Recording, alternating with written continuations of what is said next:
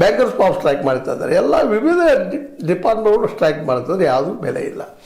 ಕೊಡೋದು ಧಿಕ್ಕಾರ ಹಿಡಿದು ಮನೆಗೆ ಬಂದು ಮಲ್ಕೊಂಡ್ಬಿಡೋದು, ಮತ್ತು ಪೇಮೆಂಟು ಕಟ್ಟಿ ಈ ಪರಿಸ್ಥಿತಿ ಹೋಗ್ತದೆ. ಇಂಥ ಪ್ರಸಂಗದಲ್ಲೇ ಅವರು ಏನೋ ಬಂದ್ ಮಾಡ್ತಾಯಿದ್ದಾರೆ, ಬಂದ್ ಯಶಸ್ವಿ ಆಗ್ತದನ ಅಂತೇಳಿ. ಯಾಕೆ ಎಲ್ಲ ಕಡೆಯಿಂದ ಈವನ್ ಸರ್ಕಾರ ಸಹಿತ ಯಾವುದೇ ಅಂದರೆ ಏನಪ್ಪ ಈ ಸ್ಟ್ರೈಕ್ ಮಾಡೋಕ್ಕೆ ಬೆಂಬಲ ನೀಡೋದಿಲ್ಲ. ಈವನ್ ಅವ್ರು ಪರ್ಮಿಷನ್ ತಗೋಸೋದು ಕಷ್ಟ ಅದ ಪೊಲೀಸ್ ಡಿಪಾರ್ಟ್ಮೆಂಟ್ ವತಿಯಿಂದ. ಮಾಡಿದ್ರು ಸಹಿತ ಎಲ್ಲೇ ಒಂದು 105 ಮಂದಿ ಕೂಡ್ತಾರೆ. 105 ಮಂದಿ ಮಾತು ಕೇಳೋದ್ರಲ್ಲಿ ಅಥವಾ 1000 ಮಂದಿ ಮಾತು ಕೇಳೋದ್ರೆ ಸರ್ಕಾರ ಐತೆ ಇವತ್ತು? ಯಾವ ಸರ್ಕಾರವೂ ಇಲ್ಲ.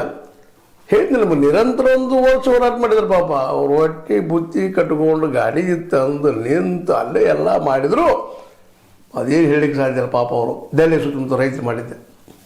ಇನ್ನು ಉಳಿದ ಡಿಪಾರ್ಟ್ಮೆಂಟ್ ಎಲ್ಲ ಕಡೆ ಆಗ್ತದೆ ಇಲ್ಲಂತಲ್ಲ ಸ್ಟ್ರೈಕ್ಗಳು. ಬ್ಯಾಂಕಿಂಗ್ ಸೆಕ್ಟರ್ದಲ್ಲೇ ಆಗ್ತದೆ, ಮತ್ತೊಂದಲ್ಲೇ ಆಗ್ತದೆ. ನಮಗೆ ಅನುಕೂಲ ಮಾಡಿಕೊಡ್ರಿ ಅಂತಾರೆ. ಶಿಕ್ಷಕರು ಪಾಪ ತಮ್ಮ ಬೇಡಿಕೆ ಬೇಡ್ತಾರೆ ಹೇಳ್ತಾರೆ.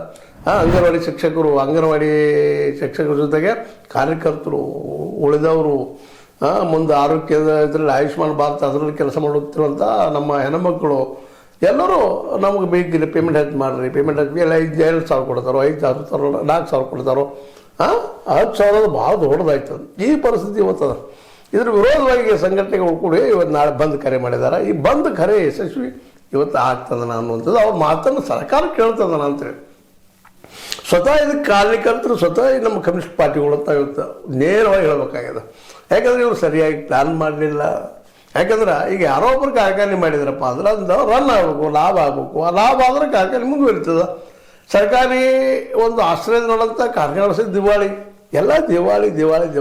ಅಲ್ಲಿ ಅಧಿಕಾರಿ 5 ಜನ ಹೊಡೆದ್ರು. ಪ್ರೈವೇಟ್ದಾಗಂತೆ ಅವ್ರು ನಮ್ಮ ಲಾಭಕ್ಕೆ ಹಾಕೊಳ್ತಿದ್ರು, ದುಡ್ಡು ಹಾಕ್ತಿದ್ರು, ತೆಗಿತಿದ್ರು, ಲಾಭ ಆಗ್ತು ಇಟ್ಕೊಳ್ತಿದ್ರು. ಇಲ್ಲಾಂದ್ರೆ ಅದು ತೋರಿಸೋದು ಲಾಸ್ ಆಗಿದೆ ಅಂತೇಳಿ ರಿಟರ್ನ್ ಅಪ್ ಮಾಡ್ಕೊಳ್ಳೋದು.